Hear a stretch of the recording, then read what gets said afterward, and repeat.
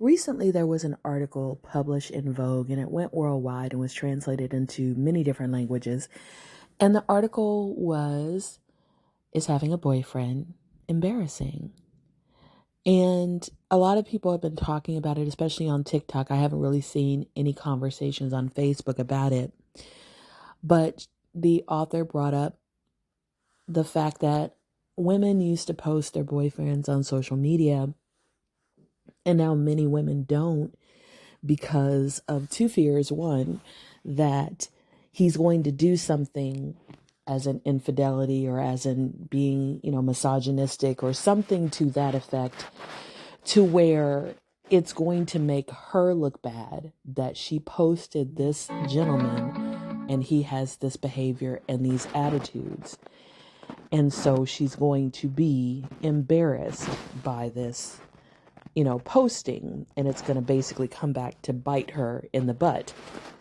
And the other thing that was the embarrassing part is that so many women have realized that we've been trained by modern society and even the society that has been around for the last several generations to center men and to put our lives on hold, our dreams on hold, our desires and needs on hold, and put a man's first. And so sometimes when a woman gets into a relationship, that shift happens and suddenly she becomes, everything about her becomes second to that relationship.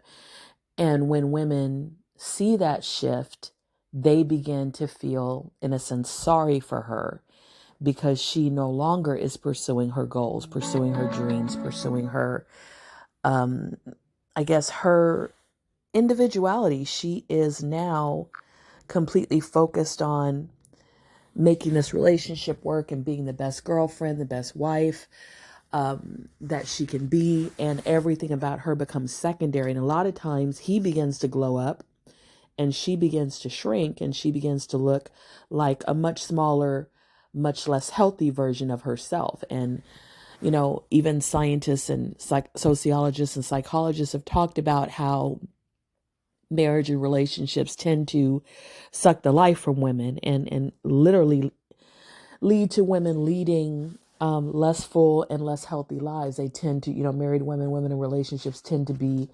more stressed, tend to have more autoimmune diseases, and tend to die up to 8 years sooner than single women. They tend to also be less happy.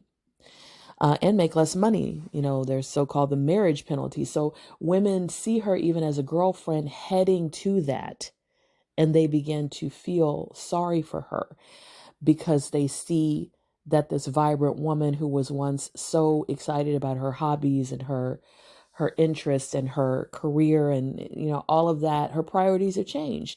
And priorities do change, but again, they're fearing for her. They're fearing for what's happening to her. And I was on Facebook a few minutes ago and I saw a post by Kendall the mom when she was saying to women, be careful, ladies. They've now dropped the bar from coffee dates to water dates, which is really wild. And she said that men are asking to just walk around and sip water like women are starved for male attention. And she said, meanwhile, women are taking themselves to brunch, booking solo trips, having soft nights in with friends who actually listen, and building lives that feel peaceful and full. And then she goes on to say, we're not accepting crumbs when we are the meal. If you can't lead with intention, step aside. Women are loving each other better than y'all are even attempting to do. And I thought that that was a great post. And then I saw a commenter, Jeffrey Matthews, say, it's amusing to hear what individuals won't do, but can't show how what they've been doing have yielded a marriage and family. And so I responded to him. Oh, and he ended his comment with, question is, do you understand where you stand? And I responded to him and I said, marriage and family is your barometer of success, but it's definitely not the barometer of success for many women. And she may have been married and had kids. And as a woman who has been married twice and spent 35 years of my life in relationships, I'll tell you and anyone, divorce twice was one of the best decisions I've ever made. And my 2 years of singleness has been spent with better dates, better conversations, better gifts, better trips than I ever had as a wife. Quality of life is what a lot of women are looking for, not a title that often just means more work, more expectations, and less appreciation. Marriage is as devalued as the idea of working for one company till retirement, and for the same reasons. These single women rarely envy wives, but wives often envy these single women. Hence the fact that 70% of divorces are initiated by women. So stop elevating something that a huge percentage of women discarded as not worth the effort. And finally, I want to say that a man knows why his life would be better with her in it, the woman that he's pursuing, the woman he wants. But the question is, why would hers be better with him in it? And what this Vogue article and what my comment and what Kendall the mom's comment is saying is, if we don't think it's going to be better with you in it, if you're not showing us how you're going to add value to our lives by your personality, by your intelligence, by your intentionality, by your caring and your empathy, by your character, if you're not showing that it's going to be better with you there, we're really not interested in these titles. We're not interested in the fact that you want to take us out on a date if there doesn't seem to be any intentionality behind it, because we are not desperate for attention. We're not desperate for validation, and we know the quality of life that we have right now. And we know the quality of life that we want to have, and we don't want it to go down because we gave you a chance. And that's what I think a lot of men aren't realizing who are complaining. If it looks like our quality of life is going to go down, we'll pass.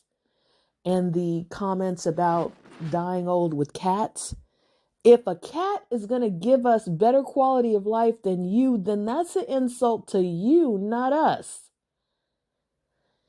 So I think that some men have to understand that the date, that the title of girlfriend or wife, that the ring, these things are being weighed against quality of life, not against some stigma that you think still exists of being a single woman.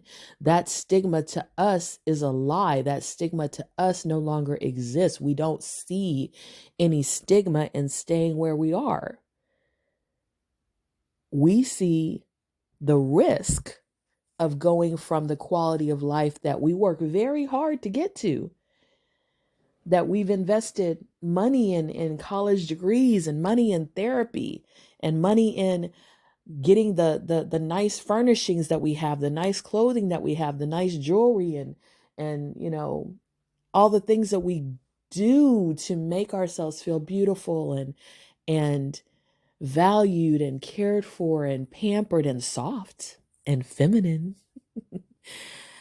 And we're risking giving that up to become someone's maid and cook and child caregiver. And we're looking at that and saying, why would I do that? What is he offering me for me to trade my soft, feminine, pampered life where I get to decide how to spend my time? And I have a lot of free time sometimes. And he wants to take that for me to do things for him. What am I going to get out of this? What is he going to bring me? Because I know what I'm going to bring him as the woman. I know what is expected of me as the woman, but what am I going to get out of it? Because I don't know what he's going to bring me as the man. And sometimes he brings nothing but work and stress. And that's the difference. May you walk in Zen.